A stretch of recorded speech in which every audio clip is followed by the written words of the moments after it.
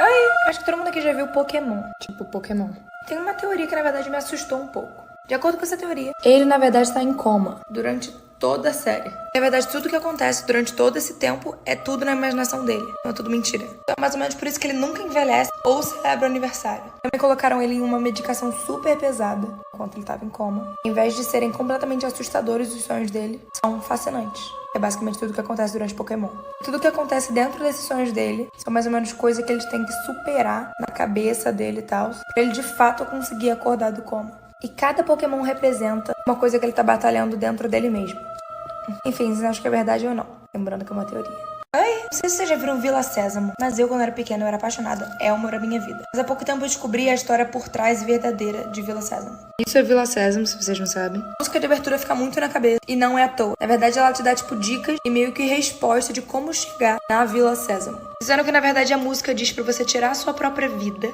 E você seria praticamente redirecionado imediatamente pra Vila Sésamo. Onde seria um lugar maravilhoso de ficar. A música mais ou menos diz: tá um dia super nublado, você tem que trazer uma vassoura pra meio que varrer as nuvens. Quando você chegar lá, esse mocinho vai estar te esperando na porta. A senha pra entrar é tudo vai ficar bem. No caso, everything's gonna be okay. Mas se você não parecer ok ou feliz, aquele mesmo cara não vai deixar você entrar e ninguém sabe o que vai acontecer. Aparentemente, muitas pessoas tentaram entrar na Vila Sésamo, mas não tem como saber se eles de fato entraram lá. Porque todo mundo que fez isso tá morto. Oi! Tá, estamos aqui em São Paulo. Você mora onde? No Morumbi. O único motivo de não ter, tipo, cinema no Shopping Morumbi foi por causa de um massacre que aconteceu lá no Morumbi, lá onde você mora, lá perto. Amor. 3 de novembro de 1999. Da sala 5 do Shopping Morumbi, um cara chamado Matheus. Eu tô assustada. Gente, antes da história, olha o cenário que a gente tá. Ah, pronto. Só isso. Ele levantou, ele entrou no banheiro, atirou no espelho e depois voltou pra sala. Depois voltou pra sala do cinema e começou a atirar. Fechou a sala do cinema e começou a atirar em todo mundo que tava dentro do cinema. Tô assustada. Todo mundo se assustou e desceu, tipo assim, abaixou. Uma fotógrafa morreu na hora, mais 5 ficaram feridos. Sabe qual é o mais legal? Em 2019 ele foi solto. Tá solto na rua agora. O cara que matou o Matheus.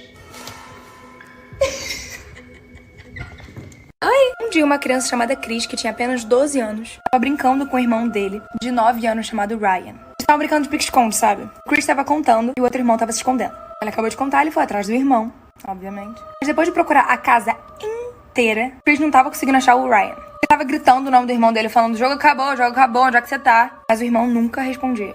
Então ele contou pros pais dele e eles chamaram a polícia. A polícia veio e procurou a casa inteira, mas eles também não conseguiram achar o menino. Semanas se passaram e eles começaram a achar que o menino tinha fugido. Até um dia que ele resolveu ir até o porão procurar alguma coisa. Começou a sentir um cheiro muito esquisito vindo de uma mala. Quando ele abriu a mala, ele achou o corpo do irmão dele apodrecendo dentro da mala.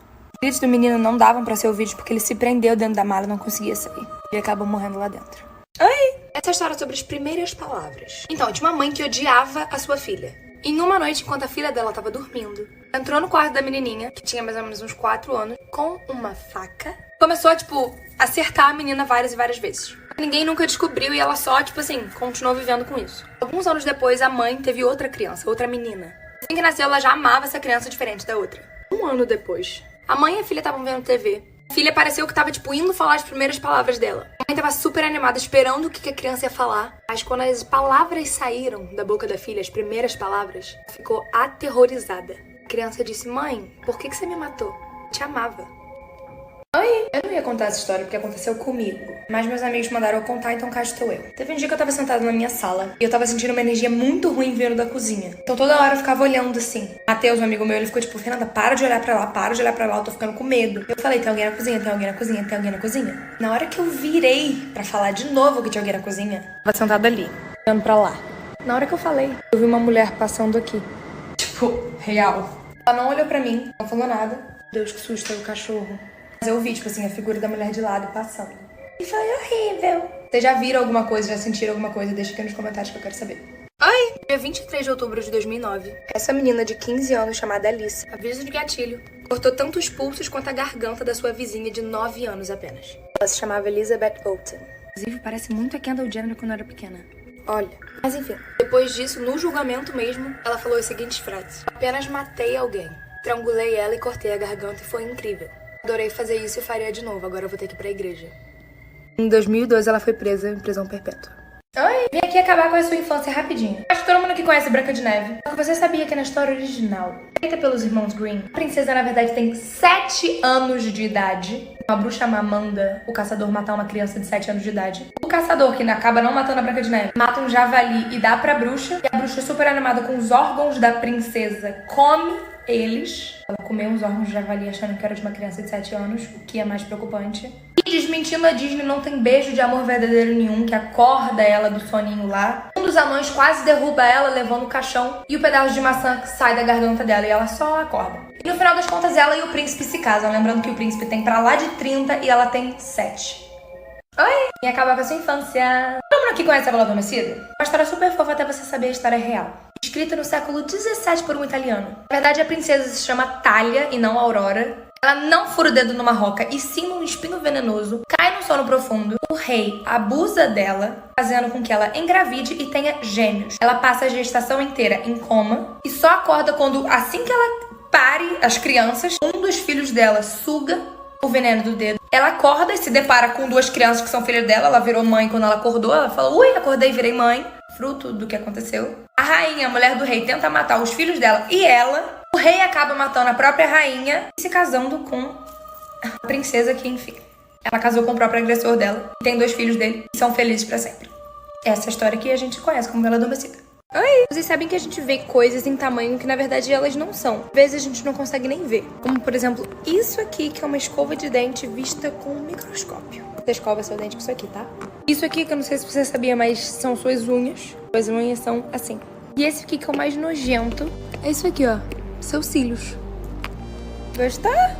Oi! Tem meio que uma lenda circulando pelo TikTok americano, que é sobre caso algo acontecer, você tem que fazer isso, então presta atenção. Isso que esse cara ouviu foi que se você ouvir uma mulher te chamando pra ir pro mar, do nada, pra entrar na água, na praia, não vá...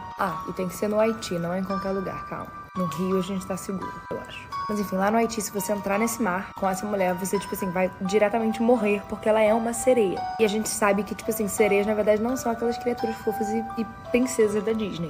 Enfim, de acordo com essa lenda, essa sereia vai ficar te levando pro mar por anos e anos. Então você já vai ter morrido, mas seu corpo vai continuar sendo arrastado pra debaixo do mar, pra dentro d'água, a parte que os humanos não chegam. Mas lá dentro, com o seu corpo morto, eles fazem o voodoo do seu corpo. E depois eles vão trazer o seu corpo pra terra e controlar a sua vida. Então, de acordo com essa lenda, várias pessoas que existem com a gente, na verdade, são voodoos que essas sereias controlam lá embaixo. E tem vários relatos de pessoas que comentam que sim, acham que alguns familiares são voodoos e não são, de fato, uma pessoa certa. O que vocês acham disso?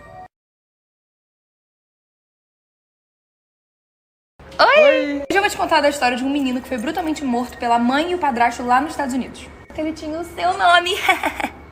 O nome dele era Gabriel Fernandes. Legal, gosto legal. Assim que ele nasceu, ele foi abandonado no hospital e os avós dele, cuidaram dele. Depois de um tempo, ele voltou a morar com a mãe. Só que foram os piores 8 meses da vida dele. Eu vou te explicar o porquê. Eu ia perguntar.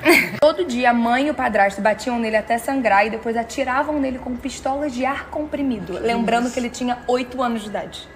Oh, meu Deus. Depois de algumas denúncias, a polícia resolveu investigar, mas eles não acharam nada. E depois de alguns meses, ele foi achado, morto, com contusão na cabeça, costela quebrada e a pele toda queimada. Mas não acabou por aí, tem a parte mais bizarra de tudo. Tem mais. Depois, eles descobriram que, dentro do estômago do menino tinha fezes de gato. Que isso, maluco? Ele tem seu nome.